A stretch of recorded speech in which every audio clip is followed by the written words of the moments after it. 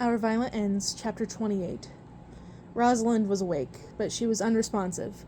At this point, Juliet was almost getting worried, wondering if the injuries had extended to her mind, too. "Can you give us a moment?" Juliet called to the Scarlet standing by Rosalind's bedroom door. He had his hands folded in front of him, rigid and on guard. "I'm afraid not, Miss Kai," he said. "Your father said to keep watch." "I'm already here keeping watch, so can't we just have some privacy?" The Scarlet only shook his head. "Whatever information you extract has to go straight to Lord Kai." Juliet swallowed her huff in annoyance. "And does my own father suspect I would keep it from him?" "Your father never suspected his niece either, and yet here we are." Juliet stood up from her chair, her fists clenched. The Scarlet paused, eyeing her stance.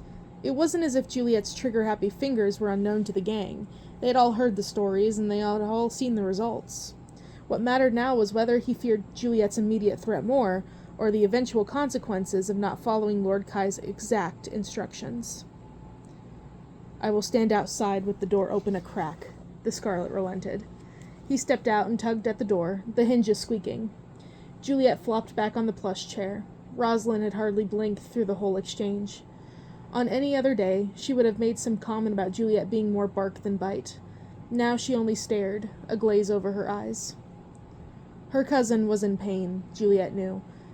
The wounds on Rosalind's back were severe, and Kathleen had almost swooned at the sight when the doctor was dressing them last night. Juliet was torn between sympathy and frustration, torn between absolute horror that this had happened and a complete lack of understanding over how this had happened. Perhaps it made her a bad person, a bad friend, a bad cousin. Even while Rosalind was like this, so pained and dazed that she was reduced to absolute silence, Juliet couldn't help but feel betrayed and that Rosalind had lied to her. She didn't know if it was because the city had hardened her or if her heart had always been like this. Cold, brittle, turning away from the first sign of disloyalty. Juliet was a liar, too. When it came to telling the truth, Juliet was perhaps the most corrupt of them all. But that didn't stop her from flinching instinctively when she was dealt lies in response. "I promised to protect you," Juliet said quietly. "But not like this, Rosalind." No answer. She hadn't expected one.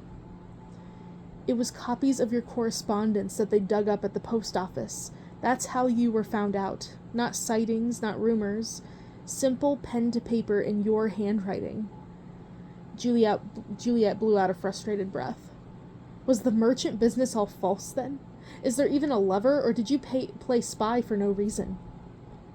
Suddenly, Rosalind's eyes swiveled to Juliet, her gaze sharpening for the first time. "You would have done the same," Rosalind rasped. Juliet sat up straighter. She looked at the door, to the slight gap left ajar. "What?" "I love him," Rosalind mumbled. A bead of sweat had broken out along her hairline. She was delirious, probably running a fever. "I love him. That is all." "Who?" Juliet demanded. "Rosalind, you must—" "It doesn't matter," she interrupted, almost slurring her words. "Why does any of it matter? It is done. It's done." None of this was making any sense. Even if this lover was a white flower, what was the point of protecting a regular member? What consequence would there be, short of having him on a Scarlet hit list? He couldn't be high up. It certainly wasn't Roma, and it wasn't Benedict. If not a Montagov, then why the torment? Why did Rosalind squeeze her eyes shut as if the world were bearing upon her? A sudden knock on the door. Juliet jolted, her heart hammering in her chest as if she had gotten caught doing something bad. The Scarlet poked his head back in, scanning the scene. He expected him to remark on Rosalind's mumblings, but instead, "Telephone call for you, Miss Kai." Juliet nodded, then got to her feet, reaching out to pull Rosalind's blankets a little higher. Rosalind hardly stirred. She only closed her eyes, shivering and shivering even once Juliet left the room, shutting the door after herself. "Don't bother her," she warned the Scarlet. "Let her sleep." "You're going too easy on traitors," he called after her. Juliet thinned her lips, proceeding down the hallway. He was right. They were going too easy on her. Juliet was going too easy on her, and even because Juliet had been the one to interrupt the whipping, her father would give the task to her just to teach her a lesson.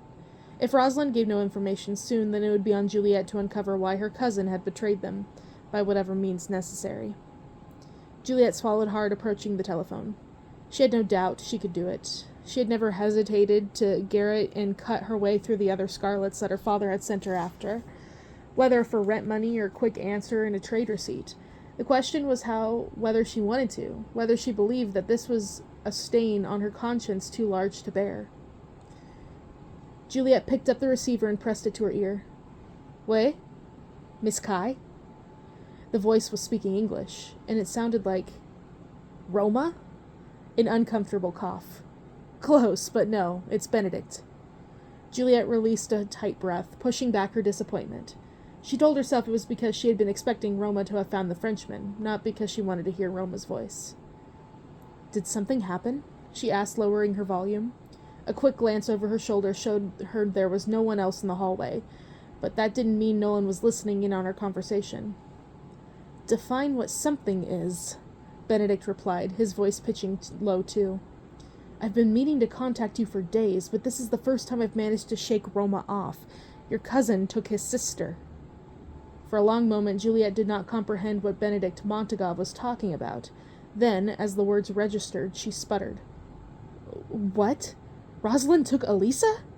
No, Benedict rushed to correct. English was far too simple a language for familiar relations, and he sounded confused that she had leaped to that conclusion. "Your Tang Di, Kai Tai Lei. Now Roma has torn apart the whole city looking for Elisa, but she's nowhere to be found. I figured that when his back was turned, I may as well ask if you know anything." Juliet pressed a hand to her eyes, biting back the burning urge to scream. Of course Tyler would pull a stunt like this now, as if one wayward cousin wasn't enough. Now another had to go poke at the blood feud. "I do not," Juliet replied bitterly. "I did not even know that he had taken her. Is she safe?" "He cannot harm her. Won't harm her. She will have to remain safe and alive if he is to keep his chance at killing Roma." Juliet almost dropped the receiver. "I beg your pardon?"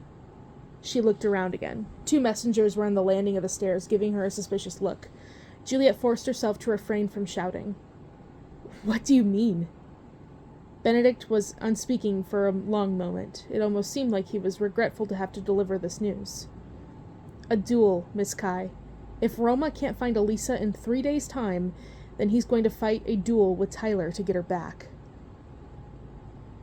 Juliet found Tyler hours later, along the dimly illuminated tables at Bailman. It seemed like decades had passed since she was last here with Roma, like the city had shifted and grown so much wider underneath her feet. The dance hall, however, was as full as ever. A place like Bailman would probably never fully clear out, even if there was a war outside. "Scatter," she spat at the men surrounding him, seating herself opposite her cousin. They all looked to Tyler for instruction. Juliet's hand was already inching for the garrote wire around her wrist in case she needed it. But then Tyler nodded, and the 4 around him walked away, eyeing Juliet with a hint of disdain.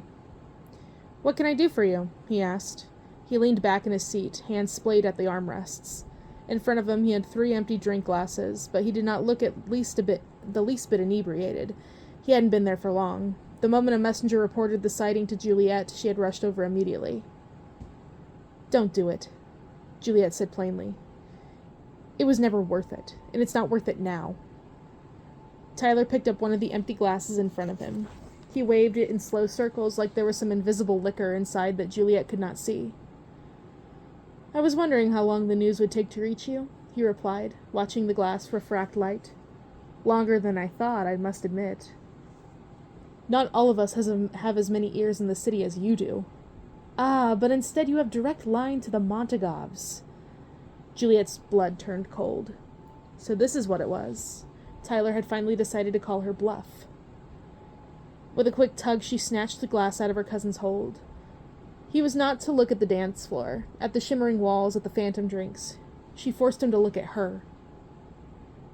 "I assume you've been reading your Pushkin," she said. "Russian duels allow for seconds, and seconds are allowed to ask the aggressor whether they should like to apologize instead. So I ask, Tyler, return Elisa and let this go. It is not worth your life." Tyler let out one short laugh. It did not have the delirious ring that echoed around the rest of the dance hall, heightened by the dark night and erratic music. It was laughter hedged in ice, a sound that came from predators watching their traps snap into place. "What are you thinking?"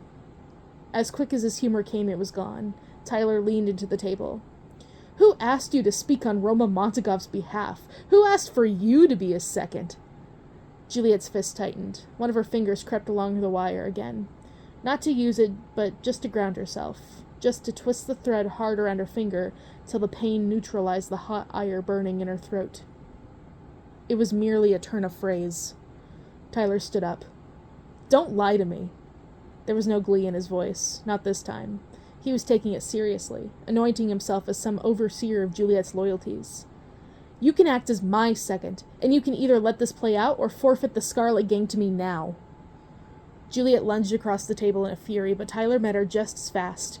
Her fist halted in midair, Tyler's sudden grip on her wrist stopping, the blow from landing to his nose. "You are out of your mind," she hissed.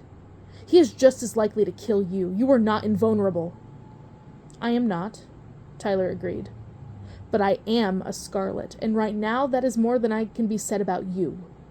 He pushed her fist away harshly, then tugged at his coat in preparation to leave. Juliet meanwhile grabbed hold of the table, steadying not only her physical body, but her rapid spinning mind. "Monday morning, Tangji," Tyler said.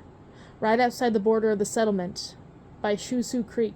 Shall we say, don't be late."